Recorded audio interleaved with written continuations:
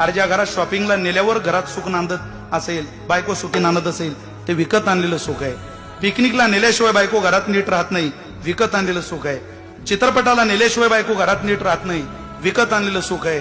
तर राजवाड्यात नवऱ्याला रडवते ती कैकेयी आहे, आणि भर वनवासात नवऱ्याला हसवते ती सीता आहे, माई आहे, जानकी मैया आहे. एकीनं राजवाड्यात नवरा रडवला आणि एकीनं वनात नवरा हसवला. इज्जतदार नारीला सुख विकत आणावं लागत नाही. नवऱ्याचा पडलेला चेहरा पाहला की ती म्हणते, मालक का चेहरा पडला? अगं पंढरपूरला जायचंय मुक्ताबाईच्या पालखी सोहळ्यात, अनाईन पेरणीचे दिवस आले. ती म्हणते, बाळ्यान आम्ही दोघं जण पेरणी करून घेऊ, 4 मजूर लावू, 8 दिवस कष्टाचे काढू. पण तुमची जर मुक्ताबाई बरोबर चालण्याची इच्छा असेल तर तुम्ही घरी राहू नका, पांडुरंगाकडे जा. मालक 2-4 दिवस कष्टाचे जातील, पण अख्खं वर्ष त्याच पांडुरंगाच्या कृपेनं सुखी जाणार आहे. हिला सुखाला जन्म देणारी स्त्री म्हणतात, त्याला सहन करण्याची भूमिका आहे.